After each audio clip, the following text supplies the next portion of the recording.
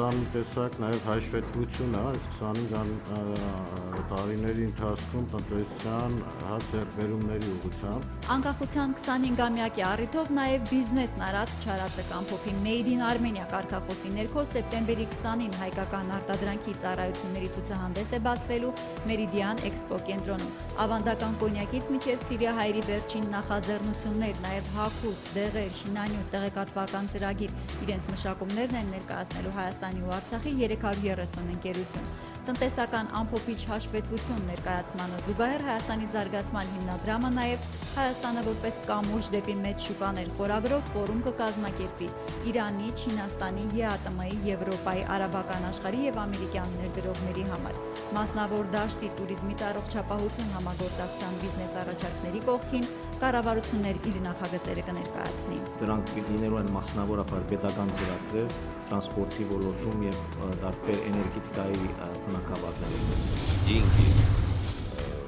российского налогоплательщика Ռուսաստանյան հարկատուների փողերը արդյունավետորեն են օգտագործվում ՄԱԿ-ի կողմից։ Գնահատականը հնչել է Տավուշում, որտեղ միջազգային կառույցը ռուսական փողերով ծրագիր է իրականացնում։ Սկսել են 1.5 տարի առաջ 16 գյուղի համար նախատեսված agrarային կրթական ու առողջապահական նախագծով։ Ինչ բերք են տալիս սահմանամերձ Ոսկեվանում, Դովեղում ու Բերթավանում շահառուների ընդամենը 20% ֆինանսավորմամբ հիմնված էներգախնայող ջերմոցները հյուրերին ցուցադրել են դպրոցներից մեկին կից լոլիկի աճեցման տարածքում։ Աշակերտական տաք ճաշի ծրագրով երեխաներն են ուտում բանջարեղենը։ Մինչև տարեվերջ Տավուշում կհիմնվեն եւս 20 նման ջերմոցներ, նախատեսվում է նաև գյուղտեխնիկայի ու մրգի հավաքման մեկական կետ բացել։ Խոսեցինք նաև ջրամբարների, ջուր կուտակելու մասին խոսացինք եւ բնականաբար այդ ամենից հետո մենք կարող ենք արդեն մտածել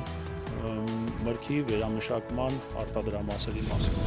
Իրաքի նշվող խաչվերած տոնի սփռեչի կապակցությամբ մայրաքաղաքի գյուղատնտեսական տոնավաճառները սեպտեմբերի 11-ին փակ են լինելու։ Բերքը երևանյան սպառողին վաճառելու բերող հողագործին նախապես տեղեկացնում է agrarային գերատեսչությունը։ Խորհուրդ տալիս դաշտերի միրգ բանջարեղենն այնպես քաղել, որ հասցնեն շաբաթ օրը վաճառել։ Շաբաթ տոնավաճառները սովորականի նման բաց են լինելու։ Այս ծրագիրը գալիս է լրացնելու Հայաստանի Հանրապետության շուրջ 60 գյուղական համայնքների ուրեմն կարողություններ։ Գյուղերում ռուսական ֆինանսավորմամբ ՄԱԿ-ը երկրորդ ծրագիրն է սկսում։ Այս անգամ մարդկանց կսովորեցնեն եկամուտներն ավելացնել agrarային туриզմի միջոցով զբոսաշրջիկներին տեղում ուրց, ավելուր, տնական գաթա ու մուրաբա վաճառելով վաստակել օրվա հացը։ 3 տարվա համար $3 միլիոն բյուջեի մի մասը կծախսվի, որ բնակավայրում պետք է ճանապարհ, որտեղ կարիք կա ջրագիծ եւ այլ ենթակառուցվածքներ հիմնելու համար։ Չրանոց, հուշանվերի կամ այլ բիզնես բացել ցանկացողներին ձեռներեցության դասեր ու ցածր տոկոսադրիքով վարկ կտան։ Գյուղական туриզմը շուկա է, որը դեռևս Հայաստանում լավ զարգացած չէ, մինչդեռ դրա հնարավորությունները Հայաստանի համայնքներն ունեն։